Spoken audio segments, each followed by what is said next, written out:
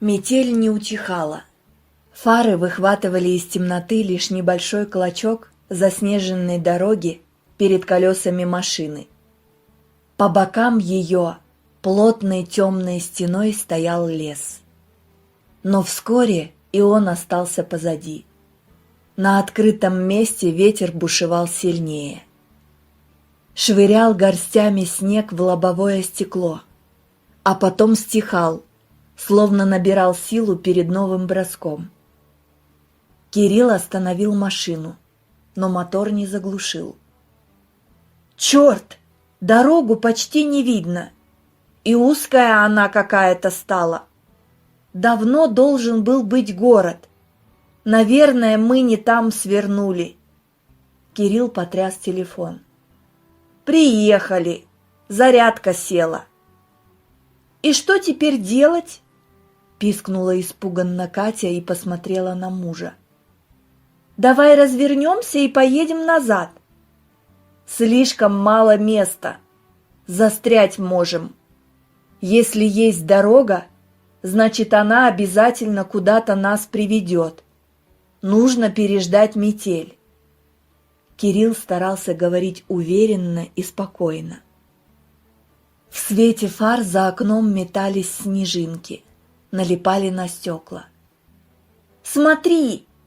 Катя наклонилась вперед, вглядываясь в лобовое стекло. «Там огонь! А теперь пропал!» Она разочарованно замолчала. «Вон, снова, видишь?» Он тоже сощурил глаза, пытаясь разглядеть сквозь снег хоть что-то. На мгновение светлая точка мигнула и исчезла. Кирилл надвинул шапку до самых глаз, застегнул куртку и открыл дверцу «Тойоты». «Куда ты?» – тревожно спросила Катя, но он не ответил. Вскоре Кирилл снова сел в машину.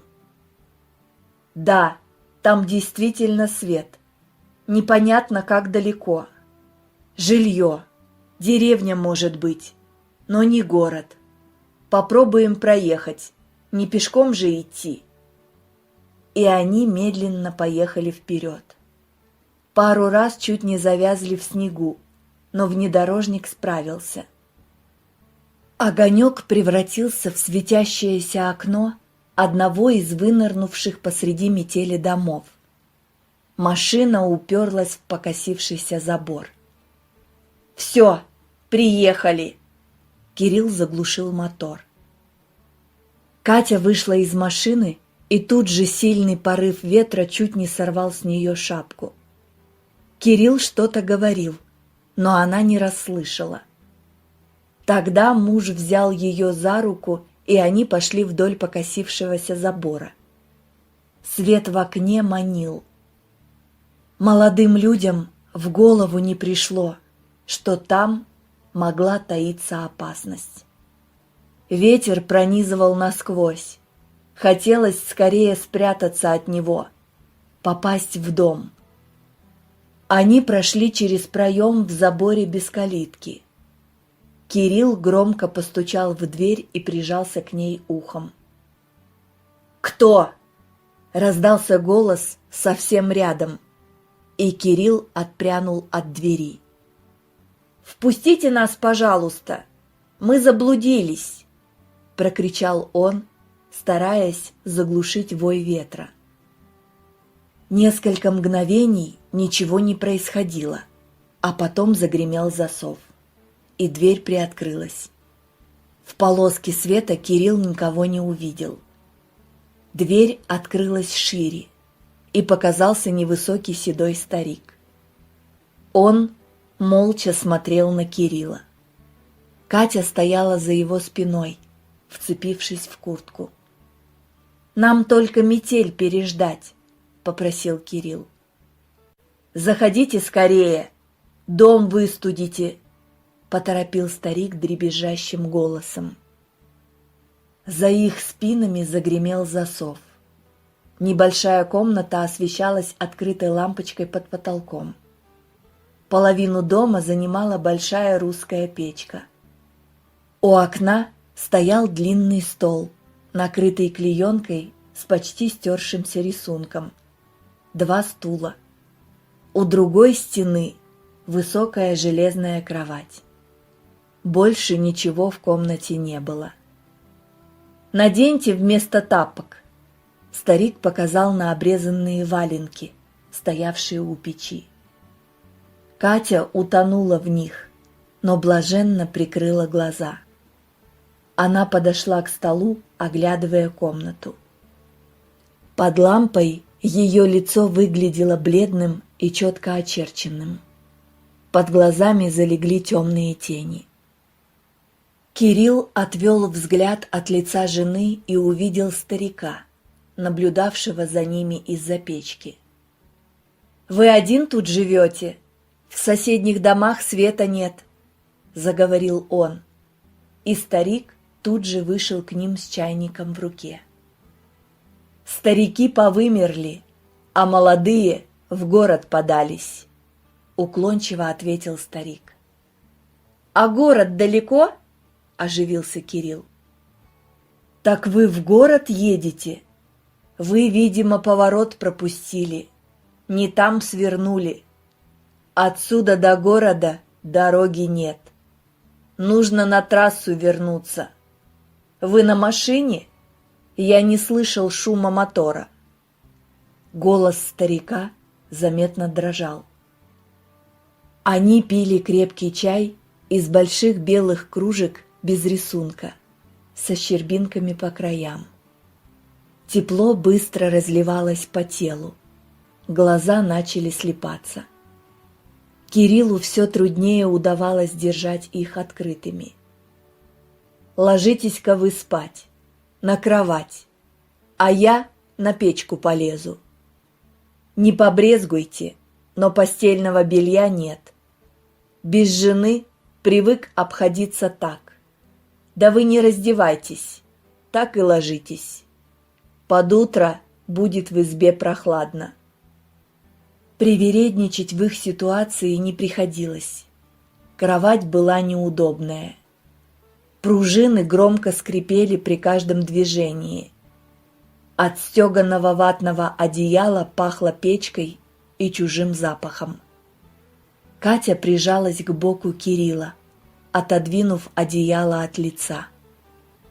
Старик выключил свет и, кряхтя, залез на печку. Кирилл уже проваливался в сон, когда Катя затормошила его и зашептала испуганно: «Кирилл, рядом кто-то ходит, слышишь?» Ему не хотелось выныривать из сна, но он услышал совсем близко скрип половиц и приподнял голову. В комнате было темно, белел только бок печки. Он уже хотел опустить голову на подушку, как совсем близко снова скрипнула половица. Кожа лица ощутила слабое дуновение воздуха, будто кто-то махнул чем-то над ним. Кирилл таращил глаза в темноте, но ничего не увидел. Катя прижалась к мужу сильнее, сдерживая дыхание. «Спи, дом старый, скрипит от ветра. Может, кошка ходит». Он опустился на подушку, закрыл глаза и сразу уснул. Кирилл проснулся, когда за замерзшими окнами начал голубеть рассвет. Катя еще спала. Он сразу вспомнил, где они и почему спят одетыми. С улицы больше не доносилось завывание ветра. Дверь чуть слышно скрипнула, и вошел старик с охапкой дров. «Проснулись? Я сейчас печку затоплю. Позавтракаем и пойдем выручать вашу машину», — сказал он тихо. Но Катя заворочилась и открыла глаза. «Извините, что разбудил». Старик с дровами скрылся за печкой. Катя села на кровати и поежилась. «Туалет, наверное, на улице?» — обреченно спросила она, обняв себя руками. В комнате было прохладно. «Я бы раньше истопил, да разбудить вас боялся. Ничего, дом небольшой, быстро нагреется. Дверь в туалет напротив, рукомойник тут, за печкой», — раздался приглушенный голос старика. За завтраком Кирилл спросил, есть ли у старика кошка. «Кошка?» — удивился он. «Ну да, ночью я слышал, как кто-то ходил по дому». Кирилл перевел взгляд с деда на Катю. «Нет у меня кошки», — старик помолчал. «Моя жена умерла 2 года назад. Простудилась. Думали, оклемается, а ей все хуже становилось. Попросил приглядеть за ней соседку, а сам в город пошел. Напрямик тут недалеко. Скорая забрала ее в город, да, видать, поздно. Умерла она в больнице. В ночь смерти приходила ко мне. Я видел ее, как вас сейчас. Потом тоже стала приходить, но уже не видел, только чувствовал. Сегодня, значит, тоже». Кирилл смотрел на старика недоверчиво, пытаясь понять, не шутит ли он. «Вы можете считать меня сумасшедшим», — сказал старик, заметив взгляд Кирилла.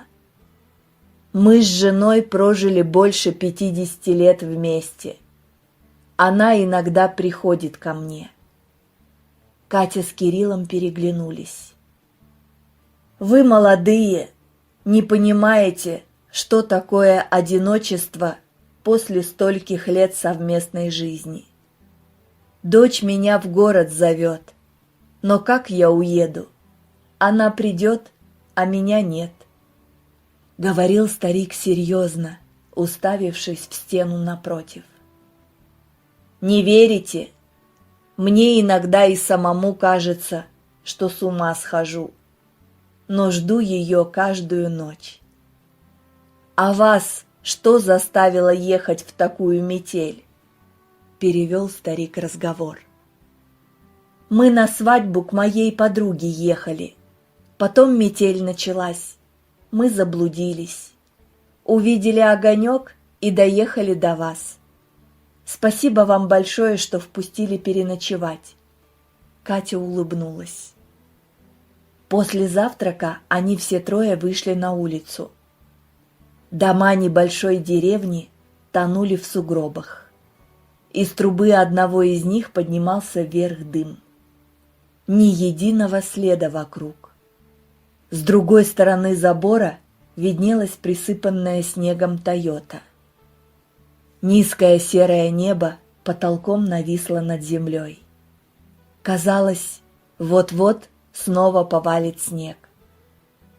Кирилл со стариком расчистили лопатами сугробы вокруг машины и часть дороги.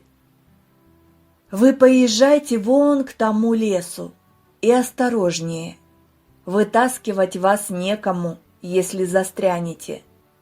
На трассе сверните направо. Перед поворотом на город будет указатель. Не проедете. А возвращаться будете. Заверните ко мне, если не трудно. Хлеба захватите, да сахара кускового». Старик чуть сощурил глаза. «Может, еще что? Консервов, масла?» — спросил Кирилл. «Не надо. Зять раз в месяц мне продукты привозит. Ну, дай вам Бог легкой дороги». Старик смотрел, как они садились в машину. «Мы даже не знаем, как его зовут», — задумчиво сказала Катя. Кирилл опустил стекло и крикнул старику: «Как вас зовут? Если не заедете, я не обижусь». И старик махнул рукой, мол, поезжайте. Он долго смотрел им вслед, стоя у покосившегося забора. странно все это. У меня бабушка умерла, но даже не снилось, заговорила Катя, когда деревня осталась далеко позади. Когда я умру, я тоже буду к тебе приходить и распугивать твоих любовников. Кирилл выставил перед Катей руку со скрюченными пальцами. «Дурак!» — вздрогнула испуганно Катя. «Я ничего не видел, но ночью в доме определенно происходило что-то непонятное», — серьезно произнес Кирилл, глядя перед собой на заметенную снегом дорогу. Через 3 дня они возвращались назад. На заднем сиденье лежал пакет с 2 буханками хлеба, батоном и килограммом сахара. Но сколько ни ехали, деревню не встретили. Мы снова свернули не туда. Никакой деревни и в помине нет. Сначала ночью город потеряли, а сегодня средь бела дня деревню. Что тут происходит?» Кирилл развернул машину и поехал назад. На следующем повороте машина уткнулась в железный забор полуразрушенного пионерского лагеря. «Странно, мы не могли пропустить дорогу в деревню». Кирилл удивленно смотрел на группу домиков без дверей и окон за высоким забором, окруженную плотной стеной леса. «Поедем отсюда», — тихо сказала Катя. «Не нравится мне здесь. Лагерь разрушен, ворота заперты, а на дороге свежие следы шин». Кирилл развернул машину на пятачке перед воротами, и они выехали на трассу. Катя вглядывалась в сплошную стену деревьев вдоль дороги, но не заметила больше просвета, где могла бы проехать машина. «Может, нам приснилось?» — спросила она и повернула лицо к мужу. «Может, и приснилось», — подтвердил Кирилл, не отрывая взгляда от дороги. Катя подтянула куртку вверх и уткнулась носом в воротник. «Кому скажу, не поверят», — усмехнулась она. «Разве мог нам с тобой присниться одинаковый сон? И старик был живой, и запах на одежде остался. А мы не скажем никому. Из буханок хлеба насушим сухарей, и сахара нам хватит на несколько месяцев». Кирилл повернул голову и ободряюще улыбнулся Кате. «Мы просто заблудились, уснули в машине в метель по дороге на свадьбу твоей подруги. Нам приснился сон». Кирилл помолчал. «Думаю, старику и его жене-призраку не нужны свидетели. Вот и спрятался он от нас». Дорогие друзья, если вам понравилась эта история, подписывайтесь на наш канал, ставьте лайки и пишите свои комментарии. Всего вам самого доброго!